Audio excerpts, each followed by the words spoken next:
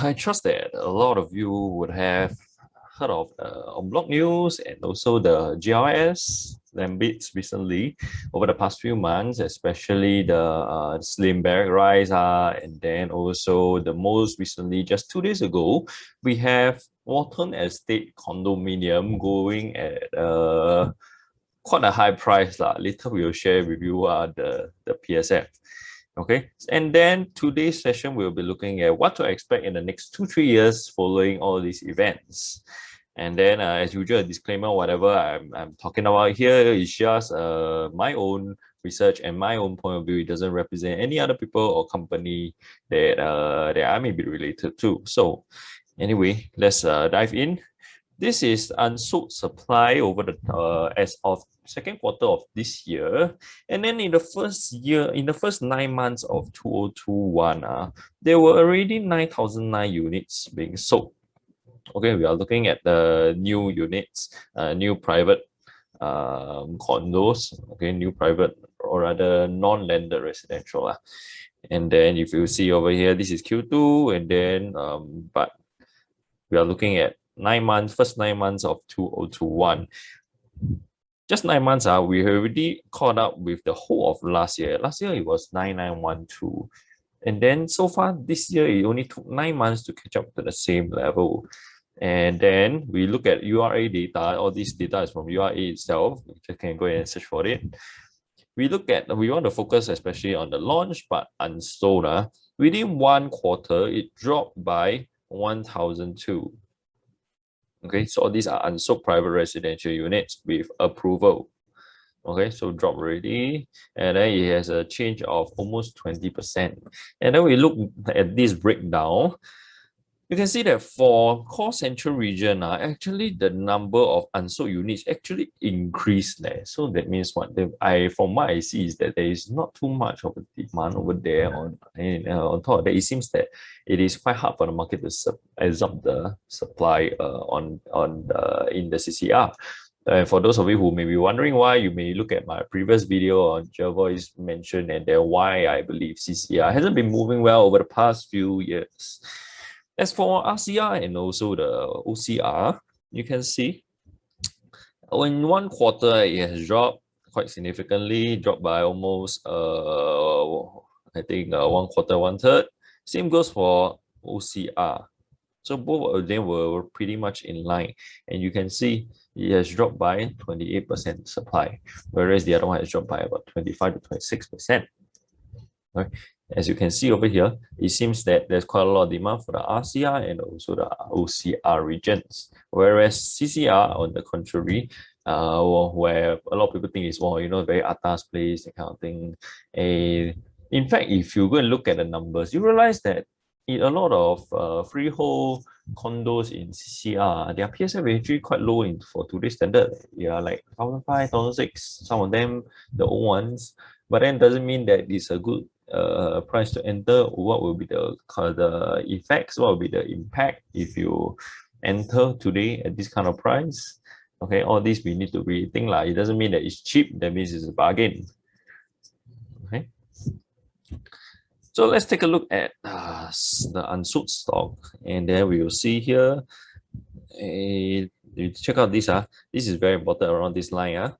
Why? Because back in 2017, when the government reduced the seller's stamp duty from 4 years to 3 years, okay, from 16% dropped to 12% for the first year, it sent out the signal that, well, you guys, maybe you can do something about increasing your supply, and guess what? Supply really showed up for almost 1.5 years. You can see over here, very quickly, the supply went up. And how did this supply manage to go up? Only two main ways it was able to be done. GLS, the government land sale, and also the En-Bloc, which is basically buying over the existing condos by developers. So you can see, once it reaches about slightly under 16,000, right? The government gave them the green light. that, oh, hey guys, you can come in already, you can start doing something about increasing our supply so that we don't have a undersupply issue, which may lead to a significant run up in property prices, because supply demand, the lower the supply, the higher the prices, assuming demand is the same. So you can see where we are right now is dangerously close to this level. So for those of you who may be thinking, why are there so much recent en bloc activity? I don't think it is a coincidence that we are seeing all this coming back, given that the current unsold level is at this price, is at this level right now. Don't you find? So are we going to be facing something like this? Okay. Oh yes, we zoom into this part. Okay, I forgot about this. So let's see this part where is quite a significant increase in supply. And then this was between 2017 Q3, because it took a while for developers to react. This was the end of Q1, and then SSD was lifted, which was in March 2017. And then it took a while for developers to sit up and then think, hey guys, maybe we can start doing something. So we look at this 5 quarter, 1, 2, 3, 4, 5, Q3 to next year Q3. And let's see around here, you notice 1, 2, 3, 4, 5. What happened to the property price index? It actually shot up by a very, very significant amount, because developers bought over the land. So first of all, they bought over, you have en bloc, you bought over the land at high or low price, definitely high. What if not, the owners wouldn't want to vouch, right? And then after that, you give the money to the owners, and since these guys, a lot of them already make money through their properties, will they believe in property? I think so, right? For those of you who make money through stocks, most of you end up putting money back into where? Stocks. So the same goes for these guys. They go in and pump it back into properties in the market. And guess what? You see this kind of thing happening until the government clamped it shut for a little bit in July 2018, when they increased the ABSD, and then the market kind of stagnate for a while before it start waking up and then start moving again. And of course, this is the COVID crisis, where people realize that, hey, we have been waiting for that property market drop, or rather crash, but it seems to not be happening. Let's not wait any longer. Let's go in. And this is what has been happening over the past 1 year plus, ever since COVID struck. And then we'll see what were the effects on the existing launches at that point of time, where obviously we're looking at the new condos that were not completed at that point. You can say for multi-model, it was launched in Q3, and then because of the market sentiment, en bloc, everything, you can see that the prices went up 2 straight quarters, very, I would say, in a rather extreme manner. And then after that, it stagnated, because this is the part where people realize that, hey, this is what the market can take. And then that's the average after that from then on. For RCR, it's also around the same region. You realize the main bulk of the jump also happened in the same time frame, Q3 to Q3 for RCR.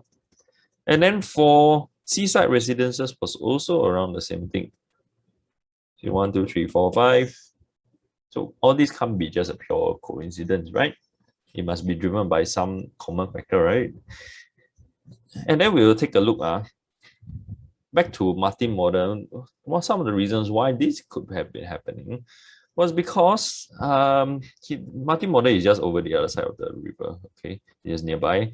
And then this Jack Kim Street, which is actually Rive, was en bloc for a break-even of 2004. Imagine at that point, multi-model was selling at 2002 at the start upon launch. And then December, that was around Q4, around here. December, this was announced that the break-even was 2004. That means break-even for this one, and also a fellow 99 year, is going to be break-even here. That means where are they going to sell? They're going to be selling here at least. So can multi-model stay at this level? Unlikely, right? Guess what? People shot up and then bought, keep buying frenzy, and then the developer increases price until they found that this is the part where people stop accepting any further increases, and then it stagnated. Okay, so this land was pretty much, I find, is the trigger that caused this. Because most of the time it needed something in the region to be kicking in it. Okay, so we can see on the other hand, okay, let's see. For those of you who are thinking, hey, why not at that point I buy resale instead, and then maybe I would have also seen the same gains. Okay, since PSF is lower and then also freehold, why not I just jump into a freehold that is nearby, and then I feel it's nice. I've been looking at it, and then the recent land prices have been going up, so why not? This one is a 99, this one is a freehold, and then yes, true enough, December was around here. It kicked up the sale because people were suddenly very optimistic. People buy. Then they realize they've been still stuck with the status 23 years. For those of them who want to offload for the quick gains, then they realize that, oh, maybe I bought here. And guess what? It didn't seem to be happening. Okay. What could be the reason why? Okay, for those of you who want to find out a reason, then you can PM me. I don't think we have time to talk about all this one by one. There are quite a lot of factors that affect all these price pattern at different condos with different factors behind all this. Atra, on the other hand, last time also, RCR also managed to go up. Just now we said already, it was pretty much affected by another RCR launch, which is now Sterling Residences along Sterling Road. Break even was already 1,615. They can't be selling at 1,600, right? At that point, this was May 2017. May 2017 is around here. If break even for something that is not as near MRT, the one is at Redhill, this is at Redhill, this is at Queenstown. This one is already selling at 1,600. Why should I try to stay at this level? And hence, right after the Sterling came out, the land bid came out, then this happened. Could it be a coincidence? And then we take a look, if we go to the resale surrounding Alexis, what would have happened? This was May 2017. So 2017 quarter 2 is around here. Maybe if you bought today, if you bought at that point, if you're thinking, yeah, since this one is a 99 year and then a freehold, might as well go for the freehold, right? A lot of people were thinking. Then guess what? This is what happens. You pretty much think that this guy, we have no idea whether this loan increase is going to be continuing. I don't think so, but we'll see. But it seems that the past few quarters has been around this level. This one is quite extreme, so I wouldn't take around this level.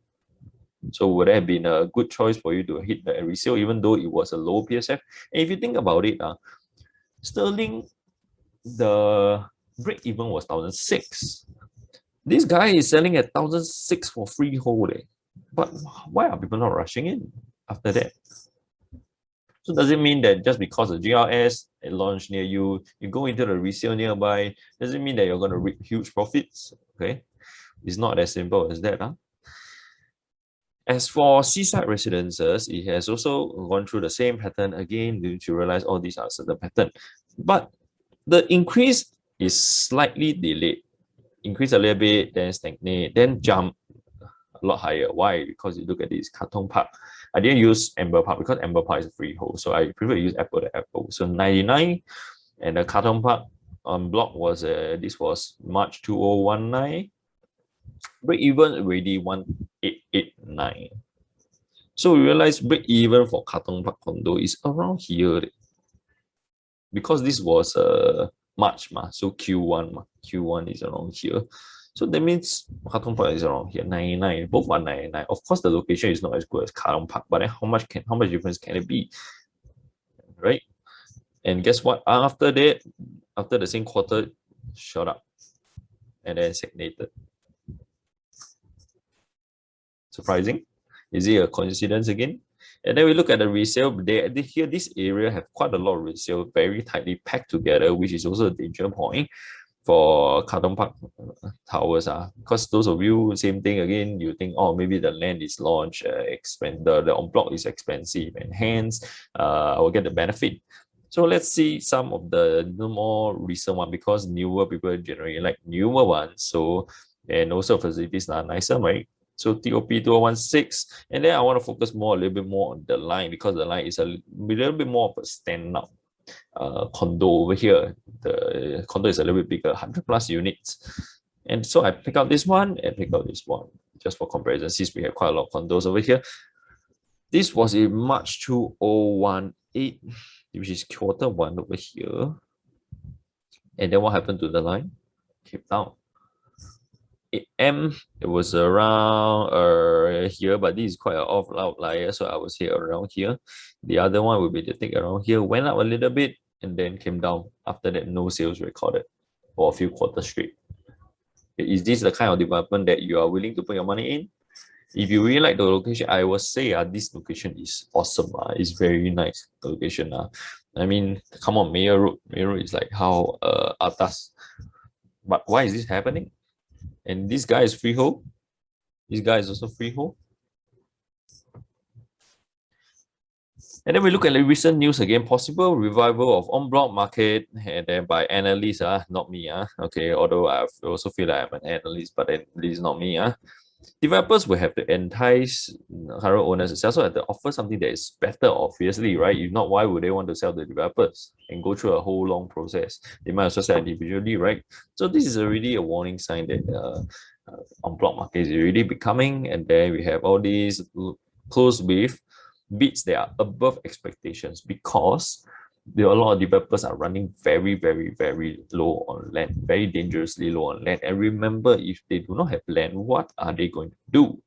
Are they going to be selling like different products or different merchandise? Can be, right? They are developers, so they are naturally going to be selling properties. Ang Mo Kio Avenue 1, later we'll talk about the break even. So this is definitely above expectation. This is the one that kind of shocked everyone. And there's Steam Barrack Rise also, and then Lentor Central, MCL for Farrer Park Residential. Now ongoing, we have Tom Park that is going for en-bloc sale. If I think this is gonna go through, if this is gonna go through, then it will be the biggest en-bloc in today's market. So this one already done from Far East Consortium. Waterton Estate was up for collective sale, minimum 500 million. And guess what? Recently closed at above reserve price, 50 million above reserve price. This means what? This means that the developers are buying land at a very, very, very high price because it's not that they are crazy, it's because they are desperate for land. They have no land, they cannot do anything. If they have no land, they have no chance to make any profits. So they have to go big or go home. You can't really blame them because they are really in a tight spot. Same goes for International Plaza, although this is a little bit crazy, 2.7, I think it's way over. The land is much smaller, by the way, it's just because of the location. But the area, like I mentioned before, is a quite high supply area, so we'll see, interesting. But this is the one that pretty much was shocking. Later I'll share with you the numbers. So let's take a look, Northumberland Road. We have, this is near Farrer Park. Break even already 1,008, and all these are sold this year. That means they are going to be likely launching next year, middle of next year or second half of next year. Break even is this area next time is going to be selling at 2,000 plus, 2,000 to 2,001, maybe around there average, depending on what the market sentiments were. Ang Mo Kio Avenue 1, break even, same, they should be selling around 2,000. For Lentor Central, this is a mixed development, so likely they're going to be selling even higher. If you think about it, Woodley Residences break even, if I'm not wrong, is about 1,007 plus, but they're selling today at 2,002, 2,001. So don't be too optimistic about this, I would say. Mixed development also going to be integrated, by the way. Flint Park, recently en-bloc, 2,000. Break even, and this is freehold. Developers knowing that it's freehold, how much premium do you think they're going to be charging? 2004, 2005? Will you be willing to take the price next year? Steam Barrack Rise also, are they going to be launching 2002 to 2003? And then Waterton Estate, the one we're talking about, 2000, almost 2007 break even. That means they are going to be selling to 3,000 PSF. If that is so, then what do you think are the repercussions of the surrounding launches around this area? Okay, but do you think just because they are near the surrounding launches or near the surrounding resale, are they going to be impacting the price movement? Because just because it's nearby, it doesn't mean that it will always affect it in a positive way, because there are a lot of other macro factors and also characteristics of the condo that we need to be taking into consideration before we can have a good conclusion. And then the next part is that we have quite a few, in fact, I have quite a few clients and also some of the viewers, they have been texting me quite a bit, or rather calling me even. They're asking me, I'm torn between going for a resale or going for a new condo, because everything is so expensive, which I agree. There are quite a lot of condos, they are whether new or resale, they are very expensive. So the question is, whether are you going to be paying for something that is expensive, so-called expensive, new, or are you going to be paying the peak price for resale? Because remember, today is a seller's market. And if it's a seller's market, think about it. If you are a seller, are you going to be selling at the highest price that you think can be achievable? And just because, let me remind you, just because the bank can match the value, doesn't mean that it is the inherent value, or rather the true value of the property. Are you able to find the true value of the property? Okay. And just because you are sweating and then worrying about it FOMO a little bit, just because you are thinking like this, this is what you're thinking after you sell your place already, it doesn't mean that you should be anyhow pressing a button without just because you find that, oh, it's a good deal. Why? Because, okay, just recently I had one viewer kind of text me, or I need help with some investment and here and there. And then guess what? The next thing I know is he already made a offer and accepted. I'm like, okay, well, if that's your case, if you really like the place, like you really like it personally, then why not? So go ahead. But the thing is, if you are entering today at this price, don't you find that you're paying the hero price? And then the worst part is, remember, we have the 4 categories of condo that we try to stick to. The number one, we have a freehold, large land, and then the second one is the leasehold, large land, and then the third one is freehold, small land. Then the last one will be leasehold, small land. And which category does this guy belong to? It belongs to the bottom of the food chain. Isn't that a danger point? And just because today's market has been stagnating for a very long time, just because today's market is heated up and overinflated, doesn't mean that there is value over here. And next time, if let's say there's a cooling measure coming in, will your property be able to weather the cooling measure effects? Because when we choose property, the most important thing is we need to choose a property that can weather future effects. After weathering all the future effects, will it be able to go up? And just because it's freehold doesn't mean that it can go up. Remember the line example over here. Look at this guy. This guy is a nice location, very good location, and then freehold. But why is this guy going like this? And what are the chances of this sustaining at this level when the cooling measures come? I mean, nobody can stop the cooling measure. There's no agent, no buyers, no seller, no owners that can stop the impacts of the cooling measure. But what we can do is to hold on to the property, choose the property that has the capability of holding on and then weathering the cooling measure. And after that, climbing out of the troughs.